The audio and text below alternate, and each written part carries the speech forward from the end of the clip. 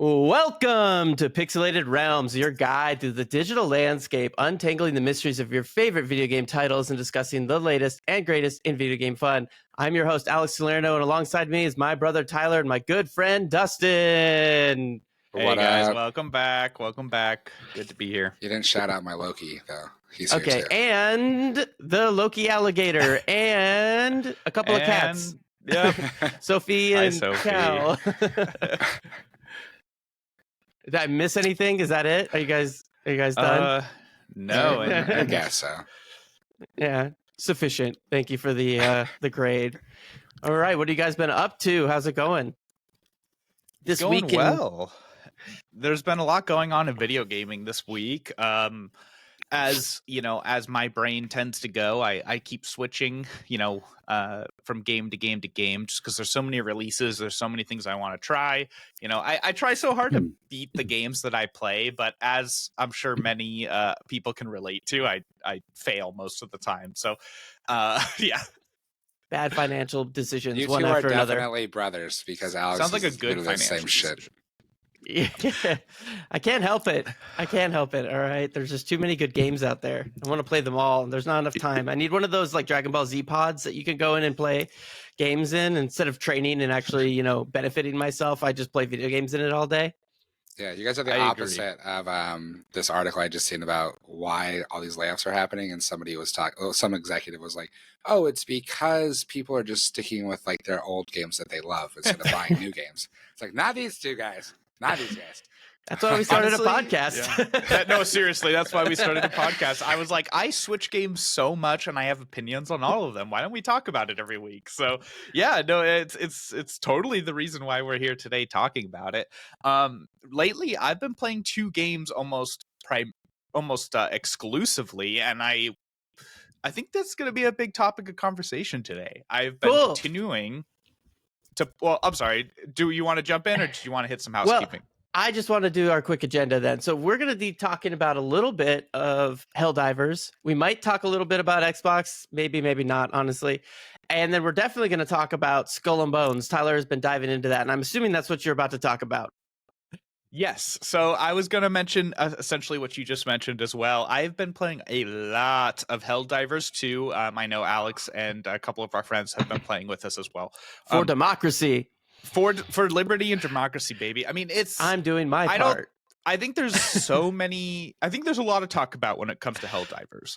I think it's an extremely successful game and a extremely successful gameplay loop. I think we can chat about this in more detail. There's been problems along the way too. I mean, they've been having some serious server problems, capacity problems, bugs in general. Just those kind of things. So yeah, was that a pun? Because of the bugs? Bug enemies? Bugs in the system, yes, literally. So I think that'll be fun to talk about. And then the other one I want to spend a lot of time talking about is actually Skull and Bones. So as our resident pirate game lover here, I have played 10 hours of Skull and Bones over the last 2 days. It's been released since Thursday night, I want to say. And I've played 10 hours of it. Wow. So I have some thoughts. I want to share it. I think I'm going to have a couple of hot takes. I think people are going to be surprised by what I have to say. Hot takes on this show? Before you dive in there, I'm offended that you have gone LeBron James and designated yourself as the resident pirate game lover.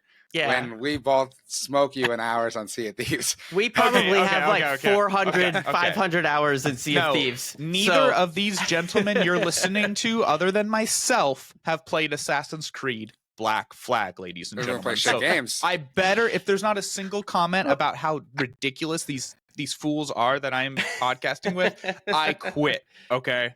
Okay. But okay, are we determining amazing pirate game amazingness to how many games or how many hours we're putting in? Because that totally changes the game.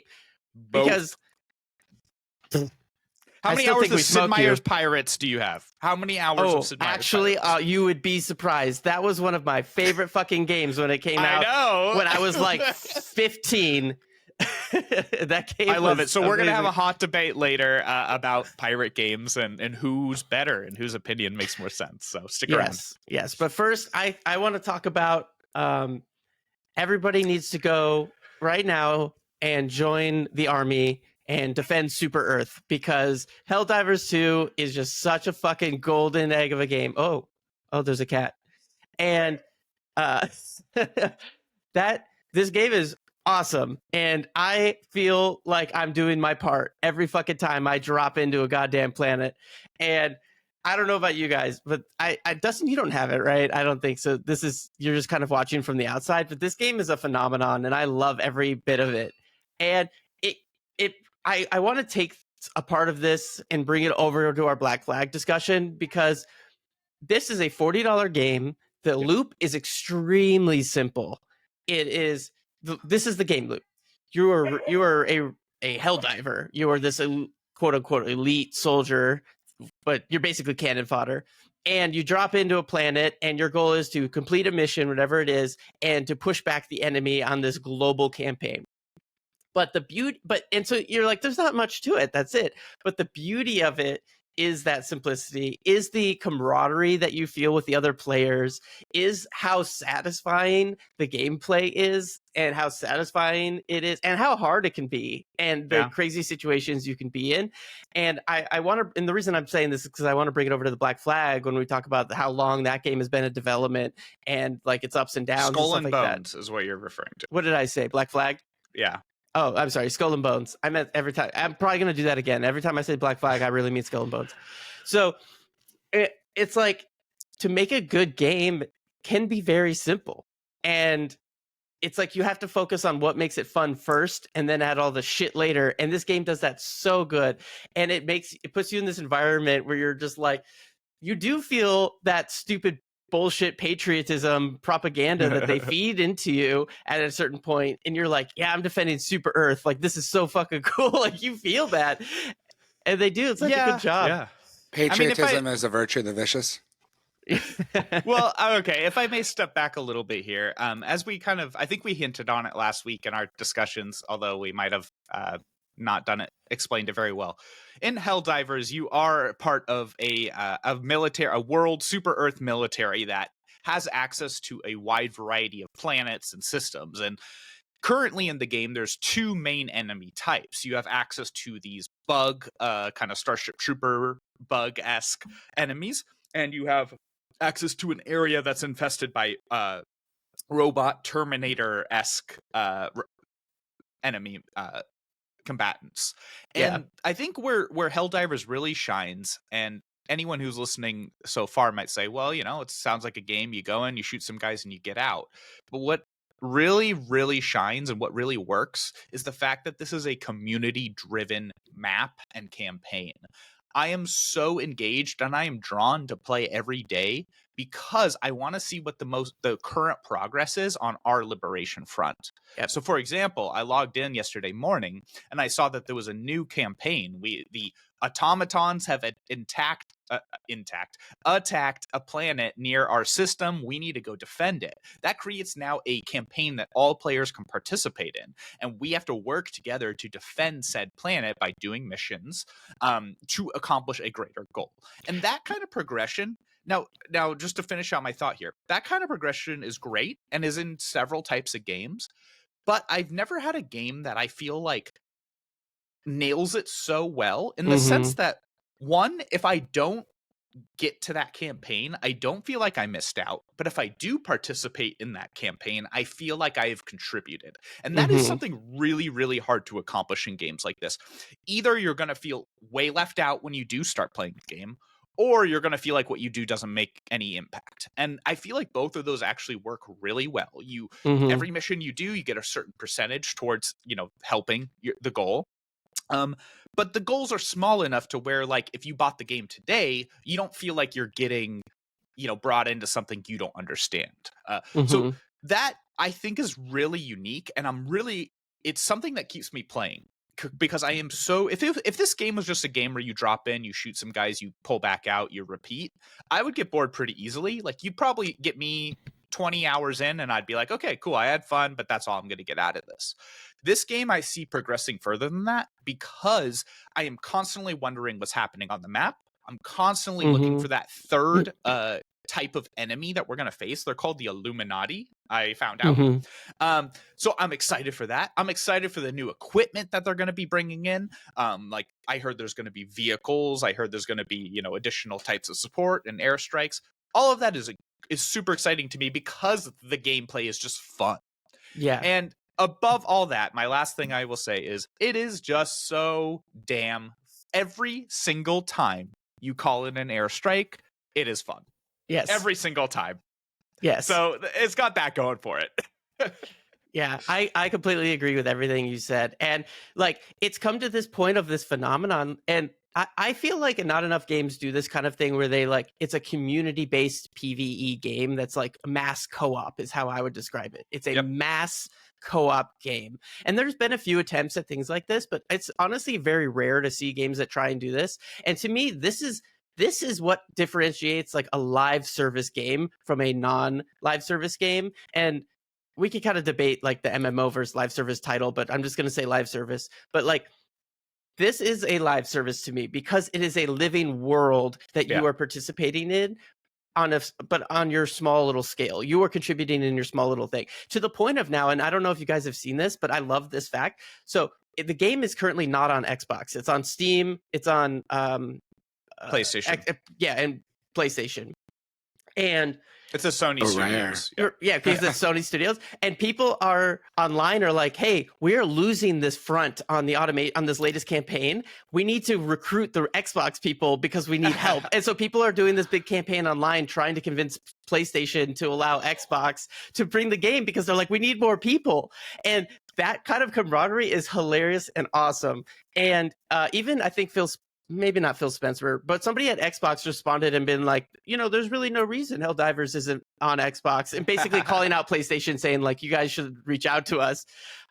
So I would be, that kind of decision takes a really long time, but I wouldn't be surprised if eventually it does come to Xbox, even though it's a PlayStation title, because of this kind of like, people are like, hey, we need more people. And if you look at the numbers on Steam, the numbers aren't going down. They beat Destiny in the total maximum number of concurrent players. They beat Starfield. Good. Yeah, right. They beat Starfield.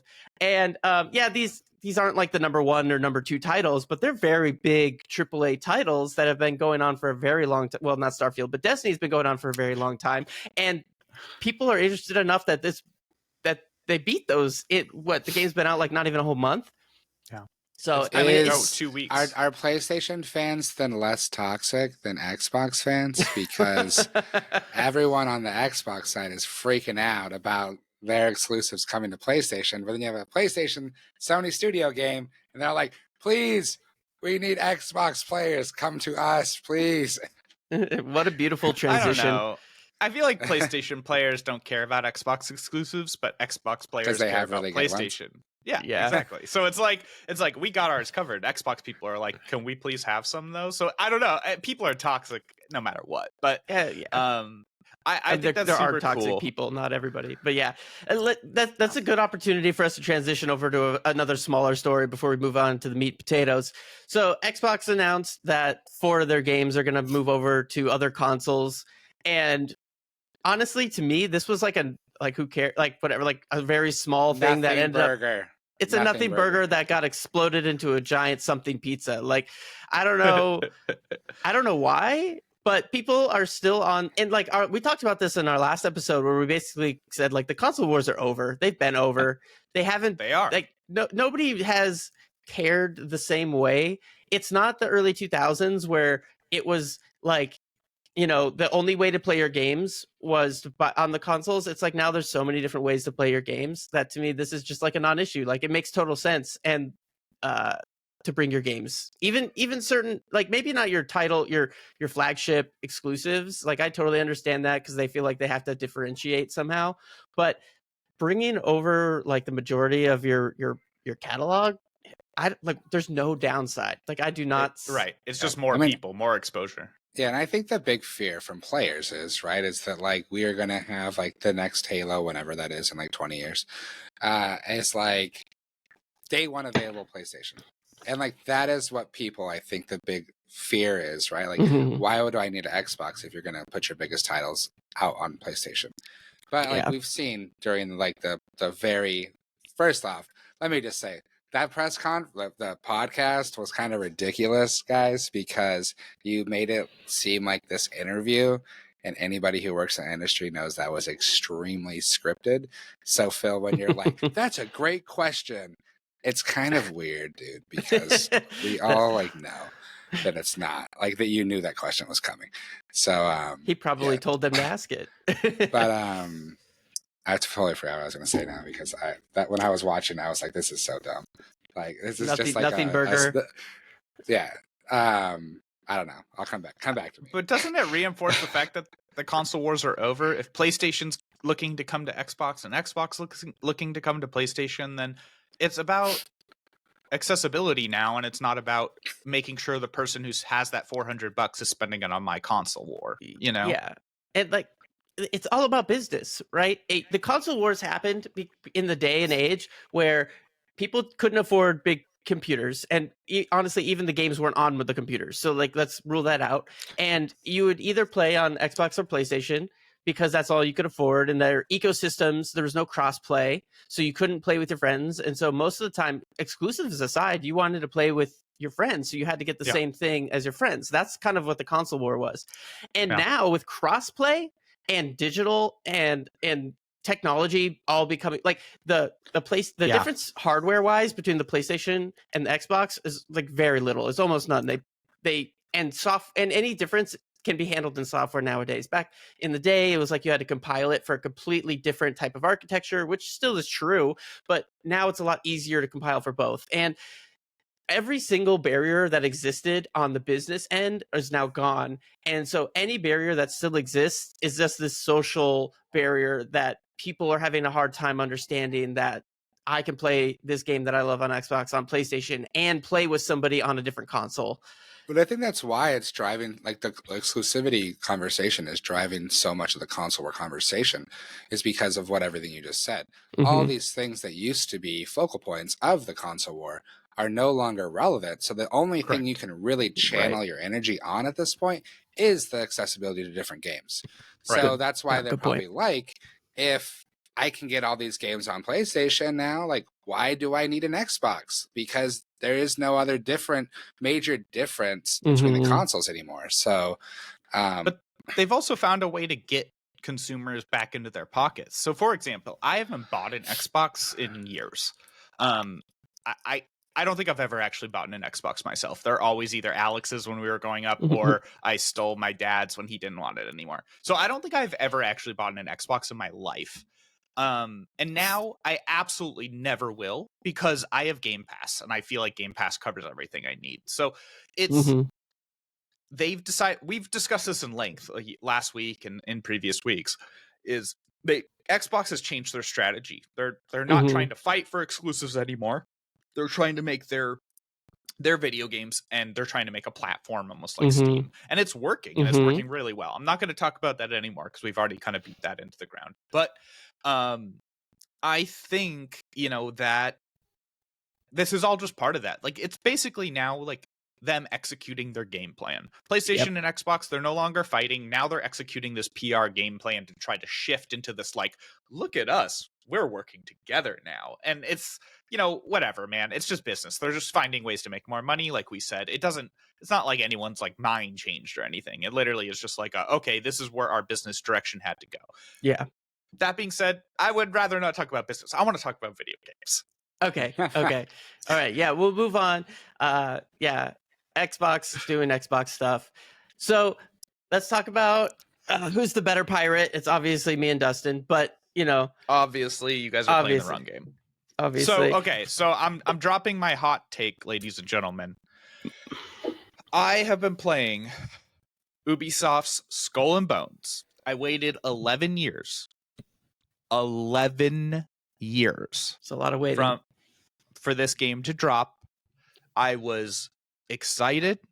I was disappointed. The trail of tears that led up to these 11 years. And frankly, it did not look like the inception of this game was going to be good. It looked bad. The diagnosis was bad. The forecast was bad. The sales were not that great either. And So I played the alpha. I played the closed beta. I also played the open beta.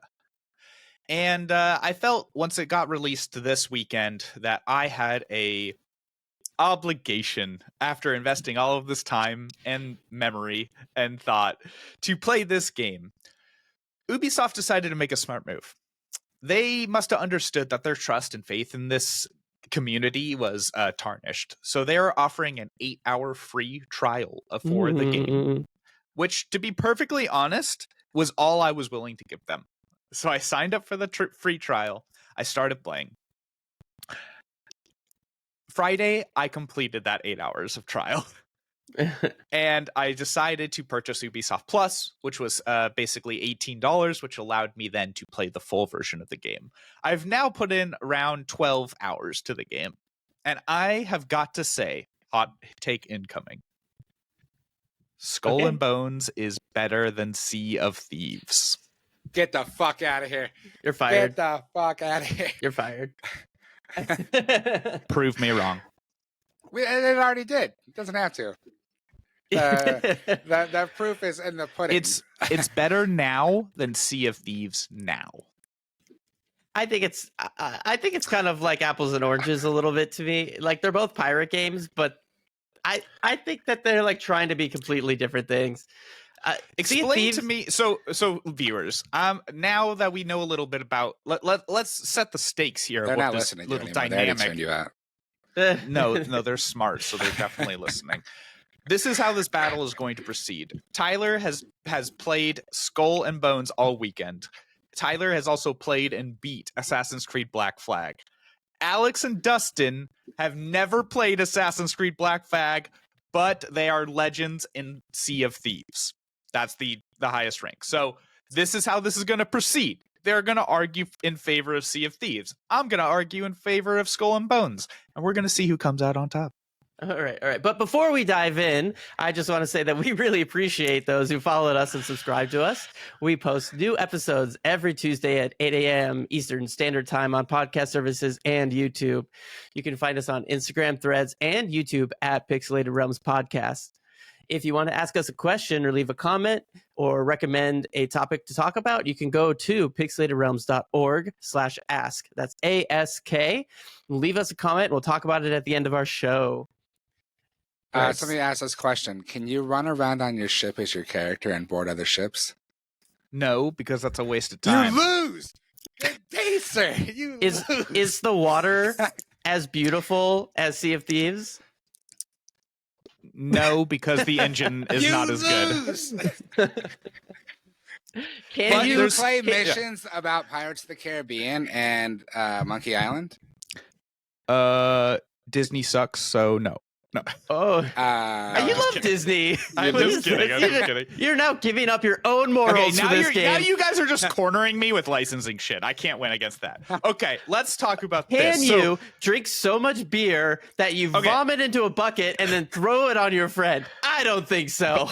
Okay, that might be either a missing feature or one I haven't run into yet. Okay, question, counter. Can you in any way upgrade any part of your ship, character, or anything else in a way that feels like you've progressed at all or made yourself better? Cosmetically, you can. No, yeah, that's called a fail. Mm-hmm. In my hours of Sea of Thieves, you need to. Because you can't even upgrade when you upgrade your character, but you can't even fight with it. So what's the point? Oh, I mean, looks wise for your character, but for my ship, do you guys even have the ability to modify your ship is at weapons and armor? So that's a part of actually being able to play as your character on your ship is you have different cannonballs that you can incorporate into your cannons, and you have to actually use some skill and change them mid-fight to whether you're going to knock down the mast or you're going to throw a firebomb or whatever it might be. So there's like 10 different cannons you can use, or cannonballs. So yes, you can change the weapons. This is not a stupid upgrade. You have to fight for it. You go find these weapons and you can integrate them into your fight. Do you guys get to have your own opium den in Sea of Thieves? Ooh. Well, we're not like, into games that promote illegal drug use. I was waiting for that. how about There's a serious your own opioid rum? problem in the United States. We shouldn't be promoting that. How about a rum distillery? Okay, I operate a trade route for a rum distillery that automatically profits me. So can you drink the rum? Pass. Pass. So I actually want to talk about this game a little bit because I don't really know a lot about it. And to be honest, I would totally play. This does seem like a game I'd be interested in. And I'm kind of waiting for it to mature just a little bit more before I jump in. And I can be convinced to play it. So I have a couple of questions. So as the person who's never played it, please, I would love to be that person, maybe our viewer, for instance, and try and be convinced. So is it a $70 game? I believe it's a $70 game. Now, you're asking the wrong person because I tried the 8-hour free trial and then I paid $18 for 1 month of Ubisoft Plus, which gives me access to the premium version of the game. I see. So to me, I'm making a month's worth of investment. If I'm still playing after a month, it'll be worth my $70. So that's how I answer that question. I forgot that they had that. That's not actually a bad like way to try it. Is because most games you don't play for more than a month. If you want to continue playing a game after 8 hours, I think that is a more than generous free offer as far as the full game. It is the full game. So for me, I got to the 8-hour mark and I said to myself, I'm pretty like I would like more time in this game. Okay. It is, they deserve some money. I'm sorry, but if you guys don't think like $18 is enough to throw someone for 8 hours of entertainment, you're a psychotic. Like it's still like you go to the movies and you pay $18 for a ticket, right? And that's 2 hours of entertainment. Okay, so hold on. So it's 8 hours. I don't have to pay for anything for free. And then completely free. If I want to continue, I pay $18 and I can play for another month. A month of Ubisoft Plus.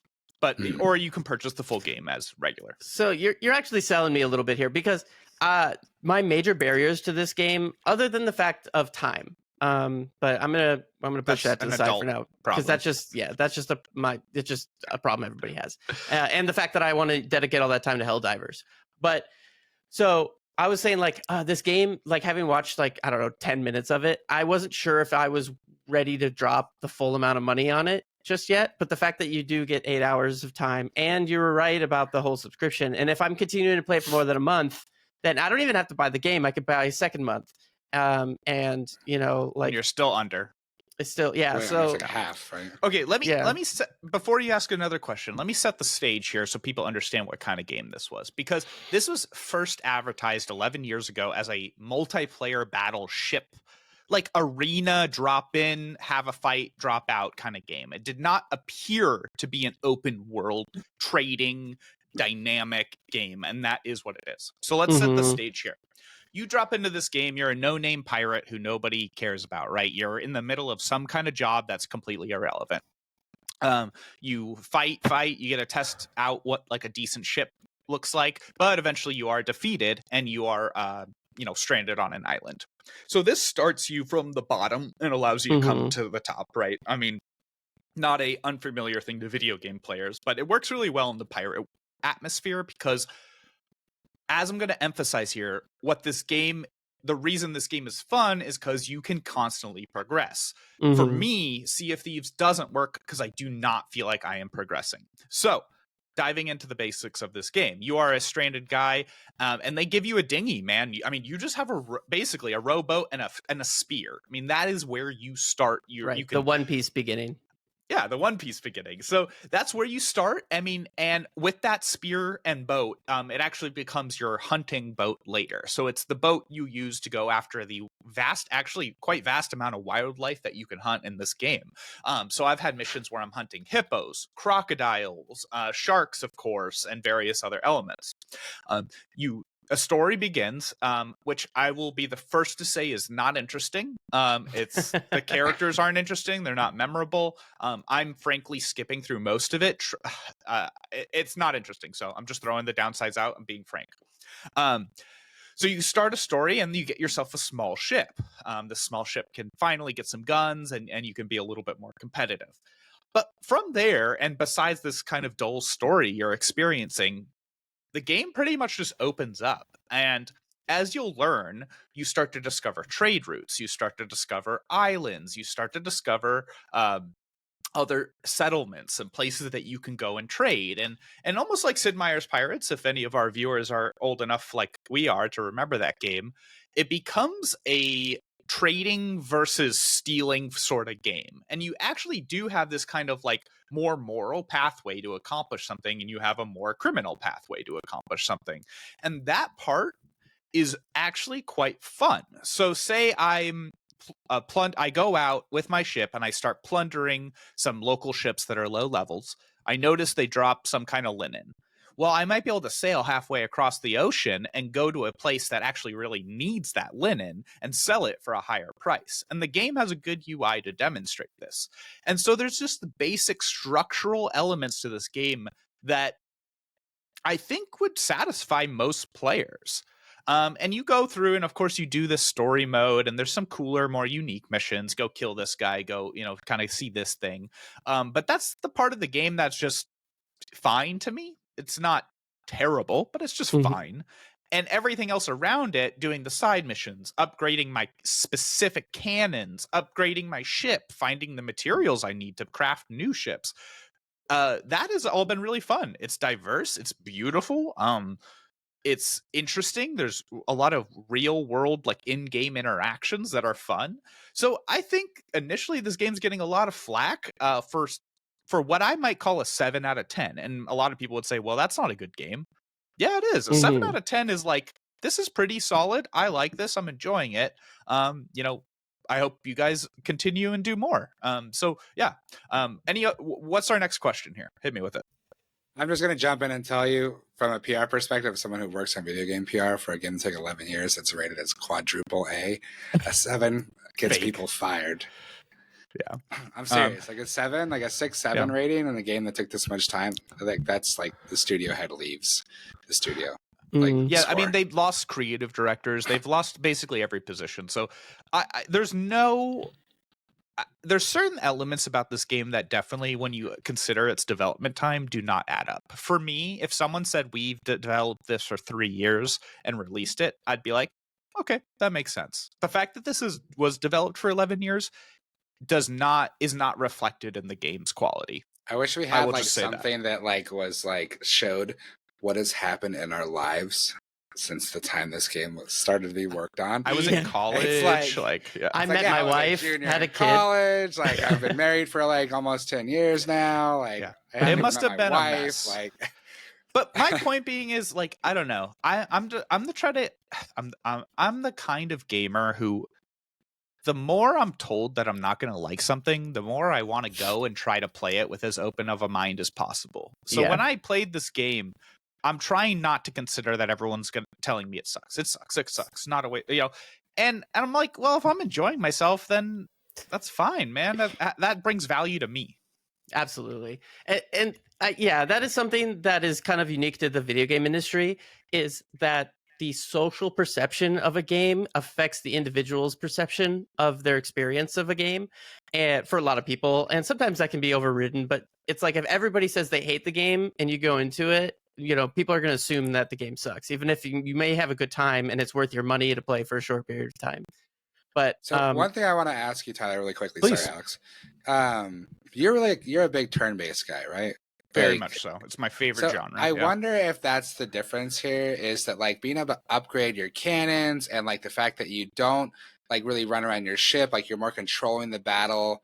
Like it feels like more like a game that would really benefit, but more like, strategy based than like people who like turn based might be like, oh, this is great because I'm having to like think strategically. I'm having to figure out what weapons to upgrade. For someone like me who's like more hack and slash, I like to just run in, swing my sword, fuck shit up. Like maybe that I gravitate towards Sea of Thieves more in that kind of combat because it's a little more chaotic and like, oh shit, correct me, put this fucking thing in the cannon. Correct me if I'm wrong here. Correct me if I'm wrong.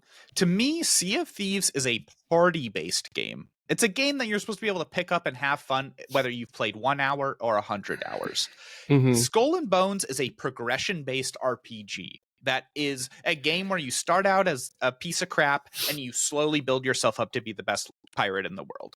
I would say, I think we could each agree that that is two different types of game, right? Regardless of their pirate similarity. I was gonna say that. So like I totally agree. I actually don't think Black Flag and Sea of Thieves are comparable. They just happen to both be pirate games. Skull and Bones. Skull and Bones. Damn it, I did it again. Skull and Bones and Sea of Thieves. They seem to have a PR problem, Dustin. So because it's like Ubisoft. Yeah, I am unable to detach that name from. It also looks very like Assassin's Creed, in my opinion. Yeah, well, I mean, all Ubisoft games look the same. It's the to same be honest. engine, yeah. But so my point is, I think they're very different. So like, if you're somebody who is like trying to figure out, Skull and Bones versus Sea of Thieves, they're not very comparable, to be honest, because like you were saying, Sea of Thieves is supposed to be this kind of like loose, funny, goofy co-op experience where you can kind of you have this chaos of your ship and you're trying to go through and the there's players, no progression, right? There's no like RPG like progression, and it's all for cosmetics and it's all just intrinsic, right? It's all for fun. And Dustin and I, for instance, play that game because we can just chat while we're playing it and not give a fuck if we do good or not, because it doesn't really matter. Skull and Bones is totally the opposite, where you're actually like want to progress your character. And I agree, some of Sea of Thieves' downside is that it doesn't have good progression, or didn't have good progression. It's getting better, certainly, but I don't think that was ever their goal. And people keep trying to pigeonhole the game into a category that it was never intended to be. And people can't like wrap their head around that it's not that.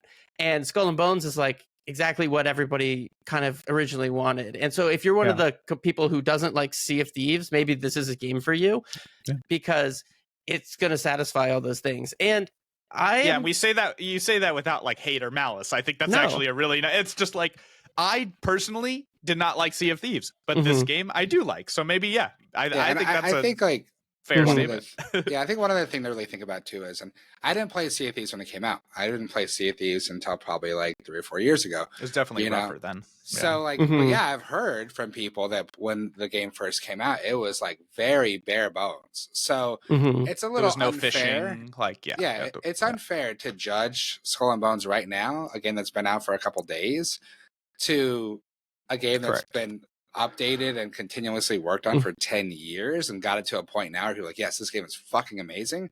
But if you took day one Sea of Thieves next to day one Skull and Bones, like, I don't think we'd be having the same conversation. No, absolutely not. Oh, of course. And that's why we're just having fun with it. Yeah. And that, that's kind of a good segue into less about talking about like whether or not we want to play Skull and Bones, and more about like the development hell that it seems to have gone through. I do want to talk about that very briefly, because we've been talking about how the game has been in development for like 11 years, and it kind of came out as a quadruple A game that has kind of missed the mark a little bit. But it's like, I imagine this game probably did go through, like we were talking about this a little bit before, but many iterations. Development had probably started in one thing, and maybe the first 3 years were not a single bit of code was ever written. It was like, hey, what do we want this to be? We don't know. We keep changing our mind. Is it Black Flag? Is it not Black Flag? And then it, changed directors a few times. And so the vision of this game has changed a lot, but it is a live service game. So I'm interested to see where it's going to be, what it's going to become. So we touched on the fact that like Skull and Bones didn't start off how it is now. And that's one of the cool things about dang it. This is really hard for me. Sea of Thieves has progressed, and that's one of the beauties of a live service game, and kind of one of the differences from a live service game from a typical game or even an MMO is that they are constantly updated. They're constantly changing, and I'm really curious to see where this ends up, and if it does convince more people to play and updates kind of these quality of life things that people are missing. Like the map is really small. You showed me that, and stuff like that. This brings me to a question. I have one question before we move on, or before I shut up. Is this a fun game to play with other friends? I don't know yet. Can you play with your friends? Yep, parties of 3. Parties of 3. Well, if we get the 8-hour trial, I'll definitely try. Alex, is your door open, by the way? No, but Naomi's right there. Can you hear her? Yeah. Very. Hi, significantly. sweetie. Oh, I'm sorry. People Poor are gonna puppy. be like, "This guy's a piece of shit, dad. He's just kid's just crying Well, his while he's podcast doing is a being fucking podcast. Help your child." She's because she's hungry. She wants some food, and she can see me through the gate that we have right here. And so she's like, "Dad, give me attention." And I'm like, "I'm Mama sorry." Bear is right there, everyone. She is. Alex Everyone, not yes, she is right leaving the kid to cry as he films this podcast. No, She's with she's got her mom. milk. She's got her milk. So one thing I did a tiny little deep dive into the Skull and Bones history of development, and it's funny because I was gonna provide some predictions on the development before looking it up, but it looks like mine was kind of pretty much dead on. At this point, it appears that this game went through significant shifts in its direction, right? Which is exactly what it seems. Like I said at the beginning of our show, the game came out as this sort of like match-based ship battling, maybe like a 3v3 ship battle game. It did not have this open world RPG element. It appears that there was several shifts, and it even says here in this wiki article that in 2020 they did a big shift again. So it's like, it seems like they had no idea where this game was going, and they continued to take whatever program or whatever assets they had and reshift them into completely different types of game. I was trying to find this. Let me see here. My eyes are the worst at tracking. It was saying that, sorry, bear with me for a second. Okay. It said, first and foremost, it's been exceeding its budget multiple times, so it's cost them an incredible arm and a leg. It initially was set in the Caribbean. It was moved to the fantastical Hyperborea, and then finally East Africa and Southeast Asia. So, and currently the game takes place in Africa and Southeast Asia. So there's just like areas they made and designed that absolutely we haven't seen, or pray to God we do see in the future. But yeah, this was a really turbulent development process. Yeah, and this is the rumor mill, but I heard somewhere, and I got to find the article or whatever that said this, but that like originally they were thinking about canceling the project, but that they had contracts that basically said they had to complete it, and so they just pushed through until it became something worth playing. Workable. And honestly, props to them for taking such a turbulent project and ending where it is now, which is a very playable game. I think people maybe had set the bar a little high because one, it had been in development for a really long time, and they've been talking it up like way too much. Like they should have just shut up, honestly, and been like, waited till it was closer to the end. But they had like hyped it up over those 10 years, and so our view of this game is a little skewed. But the fact that it came out, it wasn't a terrible launch. I mean, it definitely wasn't as good as they wanted, right? They definitely wanted to come out and just do gangbusters and to be this like massive hit. But it's a terrible launch. Sorry. A new IP. Yeah, like a new IP, like a whole new, which it's not, But let me just say this for the viewers, and maybe we can clip this.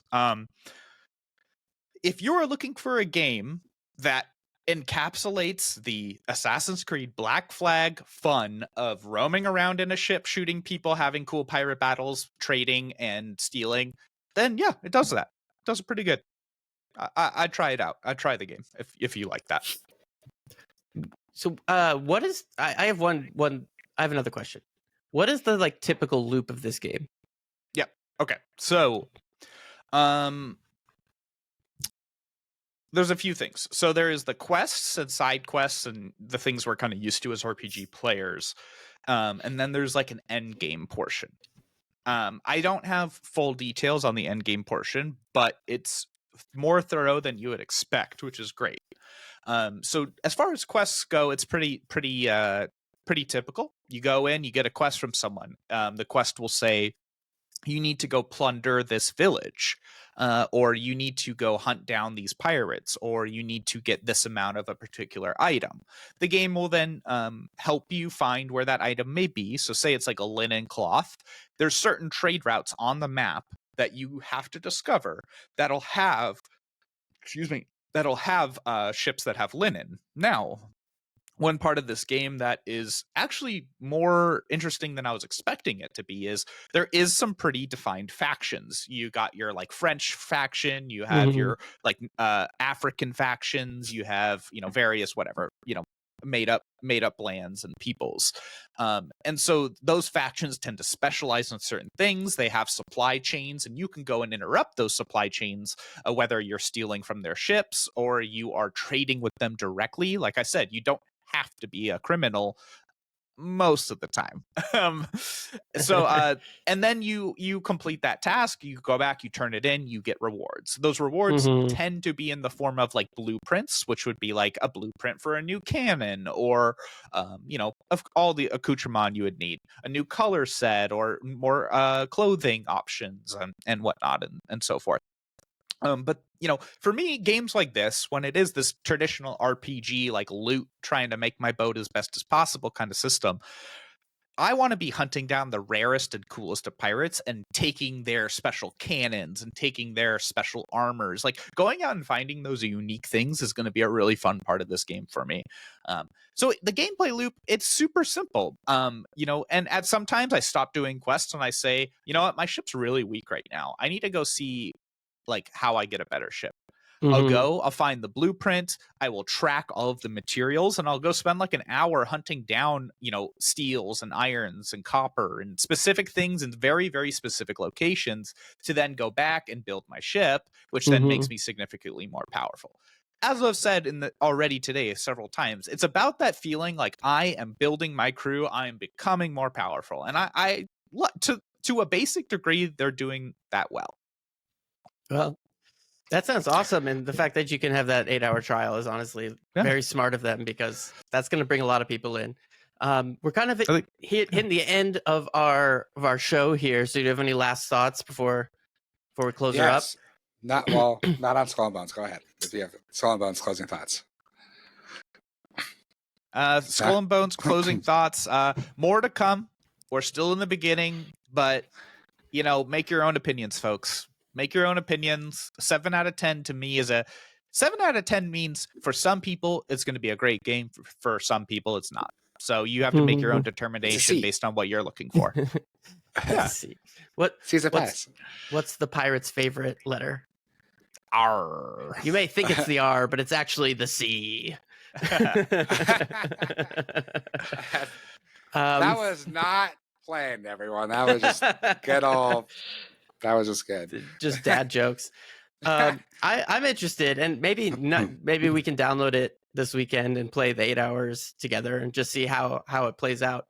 But thanks for diving in with us on that. And so now I'm gonna go into our pixelatedrealms.org/ask, and we do have a write-in.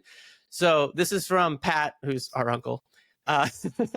He says, "Hey guys, love the weekly content. Keep it up. Tyler, any thoughts on Tekken 8 adding a shop feature weeks after launch? Do you think it's a sleazy way to add MTX without being in launch reviews, or just a way to add future content to keep players interested?" Wait, hold on. There's more. Good question. I'm sure. Sorry, it's like cut off. There we go. I'm sure prices may help determine which. There's more to it, but I'm going to let you answer that. Okay. Yeah, that's a really good question. Thank you, Patrick. Yeah, I think it's a bit complicated in the sense that I expect these companies to do things like this. I think, yes, it's a little weird for them to add it in after the fact and just kind of like slip it in. But I gotta just say, the foundation of Tekken 8, and I'm fairly new to the Tekken series myself, so I hope if there's veterans out there who have better insight, please feel free to let us know. The offerings that were presented in Tekken 8 felt very thorough and full, and not like I'm getting a beta or any kind of pre-early access game. It felt like a full offerings with the full suite of expectations. A lot of the criticisms around Mortal Kombat 1 have been around the fact that it seemed to be released early with about 70% of the stuff done, and kind of a big chunk of the game missing. That is not how I felt about Tekken 8 at all. So if they would like to introduce this shop for cosmetics or whatever, various things they want to sell, I'm more willing to accept it when I feel like I was given a good foundation for my purchase in the first place. So, I'm sure, I don't have any information on how they're pricing things and kind of how that works, which might skew a little bit, because if it's like $30 for, something stupid, then maybe it is a bit predatory. But I don't really mind it. In the meantime, I think they deserve a lot of support for the game that they produced. Yeah, it's just been a really fantastic experience, and it's a really impressive game. So yeah, if you enjoy Chicken 8, feel free to spend some money on that shop. Very cool, Dustin. I'd find your perspective on this, it would be interesting. Do you think that adding a shop after reviews are out is kind of a dick move? Yes, without a doubt. I haven't read any articles about it, but I'd be really curious to know if it was something they disclosed to reviewers, media before the game launched. Because when they do like a review event, especially a game like Tekken 8 AAA fighting game, they definitely did some kind of review or at least final preview event around the title.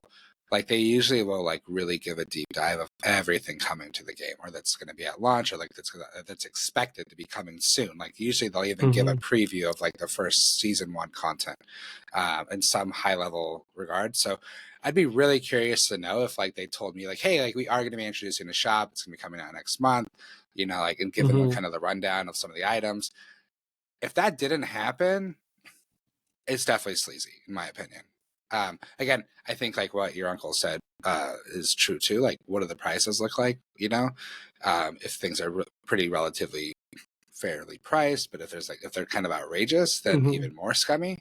But yeah, I mean, there's just so much that goes into launching a AAA title like this that has so much hype behind it that if it was not disclosed to media, either at reviews or in a final preview, then it was 100% left out on purpose. And I think anytime you leave something out on purpose and don't disclose it like that, then you're doing it because you know that that's not going to be well perceived.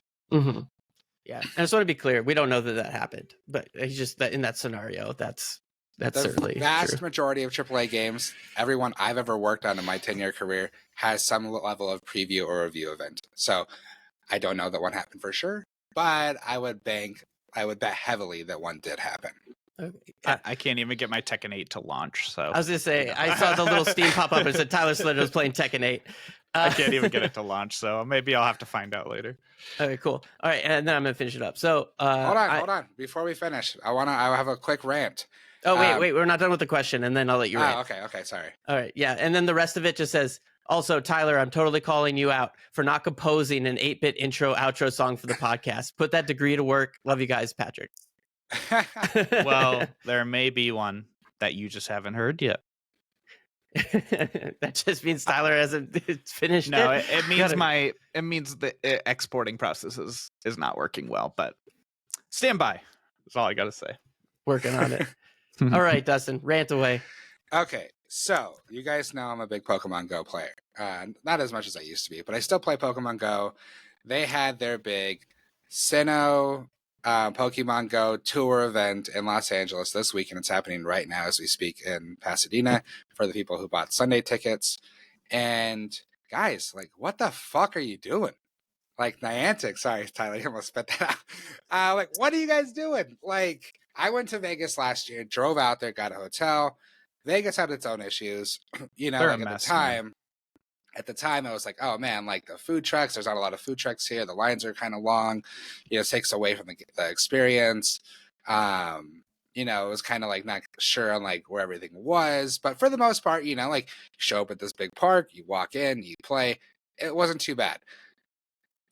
Fast forward now to LA, and like, God, you guys made Vegas look like a fucking dream. I mean, like, you could either buy, so let's back up, you could buy a ticket to enter or for the Rose Bowl itself, or you could buy a ticket for the golf course by the Rose Bowl. They were not clear that was simply the entrance into the event. We thought that they were segregated into separate areas to kind of keep crowds under control, to find out that wasn't the case. So we got there at 9. It starts at 9. We got there right at 9. We got a hotel down in Pasadena, and It took an hour and a half to get in the fucking stadium. And there was no line, no signs anywhere. Like the only sign was that we saw, and people were laughing about this online, was please watch when you're crossing the street. So it was just like park wherever you could. Like they had people parking us on the grass. People prepaid for parking, and then we're like, "Do I get special parking?" And they're like, "No, just park anywhere." They weren't charging people. But then my wife went in an entrance that did get charged $30, even though I parked, I didn't get charged. Unbelievable, man. Like it wasn't clear where the lines were. So yeah, it took an hour and a half to get in. Once you get in, like once you got into the event, and it wasn't that bad until you got hungry. Because at 12 o'clock, I walked over to where the food trucks are. 3 food trucks. 3 fucking food trucks. Well, okay, 7. But one was selling just boba. One was selling just cookies. One was selling like popcorn. There was only 3 that had actual food. How many people were there? At least 20,000 people, I would Wow. say. Wow. Okay. The line for each fucking food truck with food was 150 people. It took 2.5 hours to get our food. Like from the time we got in line at 12, we sat down with our food at 2:30. You're at an event that's going from 9 to 5, and you just spent 2.5 hours in line for food. Is disgusting. It was fucking ridiculous. And again, so I didn't know this because I hadn't made my way into the stadium because again, I thought it was segregated.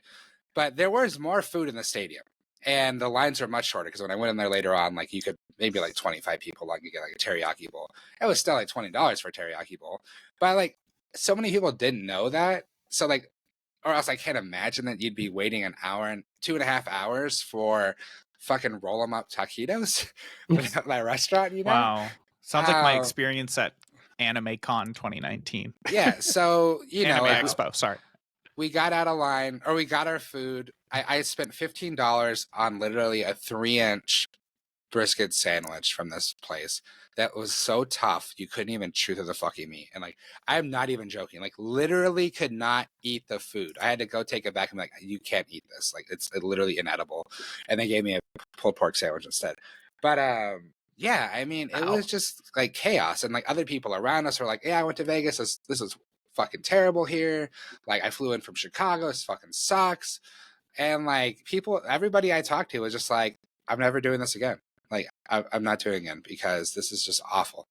Wow. As far as I know, and you have more experience, Dustin, than I do, they've never had a successful event for Pokemon Go. I mean, since its inception, it has just been pure chaos. I mean, I remember the news around the first one in Chicago, and it just being an absolute disaster as far as it's not working and like there's no internet, like it's just overloaded. That wasn't an issue here. Like I was fine, like the internet worked fine. You know, I never had a problem with that. But yeah, it was just super crowded. Wow. Way too busy for the food options. Way too long to get inside. You know, I mean, I'm never doing it. Wow. You know, like and like the fucking masochist part of me is like, oh yeah, I'd still love to go to Chicago one time and do like actual Go Fest because I just love this game. But it's like, guys, like it was $25 a ticket, and then they have add-ons that are like $5 to $15 each if you want to be able to get like more eggs or hatch faster to get the extra things, and then it's $20 extra to play the next day, and you can just access it anywhere in the city of LA or the LA County. So you can just play even if you're not at the Rose Bowl. But it's just like, so I mean, like if you do the add-ons plus the ticket plus the 2 extra days, if you do Friday and Sunday or Friday and Saturday of the citywide, like you're spending about $100 a person. Yeah. You know, not including money you have to spend on items like, in the game to like get incense to access things. So it's very expensive. They either have very, very bad meeting planners or they're trying to be very, very cheap. It's always one or the other. Or both. Yeah. And then the game makes the game makes so much fucking money. And it's funded, let's just be honest, like Niantic, like everything you guys have made since Pokemon Go has been fucking garbage. Yeah. So, I mean, Pokemon Go has funded all these like passion AR projects that have like not come anywhere near the success Pokemon Go has been. And it just, but it feels that way. You know, it feels like you guys are just like leveraging Pokemon, getting your bag, and like not really like ensuring that these are great experiences for people. You know? Do better, Niantic. Yeah, Do and better. I want to think that they're trying to do better. I don't know, because you know better than me on this, but I'm sure like planning these kind of events is fucking nightmare. Yeah, like it's a nightmare. I mean, it absolutely is a nightmare, but you I mean, this isn't their you first have one. you have an excuse on the first one because it's such a new idea, and like, yes, they need to deploy like internet. Like, there's so many things of the event technology aspects of this program that are incredibly difficult. Don't get me wrong, but that is it 9 times out of 10 in my experience, and unfortunately I have a lot of experience in this, it's either the organization is not willing to input enough resources to make it happen, or they're just completely incompetent in planning these types of events. Yeah, because here's the thing too, because the game itself, like everything around the game that like the Niantic developers were actually responsible for, solid. Like the gameplay, like they had different like things you could be doing, like, but it's like the actual event that was fucking like I actually ended up yelling at some parking people because I finally found the line by some miracle. There was like 12 people, like literally standing in a big circle, all parking attendants, and I was like, "The fuck are you guys doing?" Like, there's like 100,000. I was like, blowing it up. I was like, it's 100,000 people walking around this damn event right now with no idea where to go, no idea where the line is, no idea how to do anything. You guys are all standing in a circle. It's like, well, we're just responsible for parking. I was like, dude. Like, come on, the like, parking this situation sucks. Yeah, and then again, like same thing. Like once you get inside, like and you see like Niantic sees or whoever the fuck is, there's 150 people in these 3 lines each. Like you don't want to have someone go over there or like even a sign that you guys could have put like, there's more food in the fucking stadium, everyone. Like more food in there. You don't have to wait 2.5 hours. Like. You might not know, but there's a shit ton of options inside. Like just simple things like that to enhance the user experience that would just make it so much better. Yeah. That's the thing, is like they should know this by now. And there's always and I'm usually this person, there's always someone who's being called off the hook, being told about these bad guest experiences. So they know these things are happening, and a good planner will find a way to convey that information. I don't, to me, here, this would be my best guess, complete speculation. I bet you they hire a planner to do it. They try to make it happen. It goes terribly wrong. That planner says, I'm never working with you guys again. And then they just have a new planner every single time. Honestly, that's like probably so crazy. Something like that. And either that or they're so incredibly cheap and their budget is so that they're not giving any room to work with. So that's another thing that happens in this world a lot. So someone will say, in my world, I do audiovisual equipment. They'll say, wow, the AV, there's not, it's not very impressive, is it? And in my head, I might say like, yeah, well, the person said they had $5 when they needed $500,000. So this is the $5 setup, Yeah. So there's a lot of ways to look at it. But it's like when you're at a concert, right? And like the first band's audio is really shitty. And then as like the better the band gets, like the audio gets better and better. So the point being, though, is that they should have learned from their experiences by now and been able to offer something that meets the amount of crowd sizes they're expecting. There's something critically wrong with their event planning process. And, I wish they could have created a national phenomenon that lasted for years and been continuously in the spotlight. But they got the national phenomenon for a couple months and then they dropped it. So, I hope they enjoyed their 15 minutes of fame. Popular. Yeah. I mean, it's been like 7 years and like this event's still sold out. And so, yeah, there was like 20,000 people there at least. But I think like the thing that also frustrates me too, like my last point is like, you look at like, so like, I'm going to compare this like NFL, right? Like you sometimes have like a great coach who can plan, but then like they just get smoked in the first half and they can't make halftime adjustments. They cannot do any real-time coaching of like, I need to be able to sit here and strategize. I can't just come up with decisions on the fly. Like, that's what's frustrating to me because like, if you're like working at Niantic or you're running that event and you're down there in LA and like, you see those lines, how do you not just at that moment, like say like, hey, Stacy or Jake, like, let's go over there and start telling people that there's way more food options inside. Like, let's just go over there on the fly. Like, let's just start fucking announcing to you, there's more food inside, more food inside. Like, how does like someone not think like in the moment to take one or two people of like probably 50 plus people working that event and just say, go over there and tell people in the food truck lines that there's more options. That's a whole that's a conversation I could dig into, but I think I'm going to cut you guys off there. We've been ranting about this for a good amount of time, always ending on a high note. It sucks. We're ending on a high note here, right? No, so thank you everybody for listening. Don't forget to follow or subscribe to be notified when we post new episodes every Tuesday at 8 a.m. Eastern Standard Time on podcast services and YouTube. You can also find us on Instagram, Threads, and YouTube at Pixelated Realms Podcast. Thank you very much. Thank you. See you guys.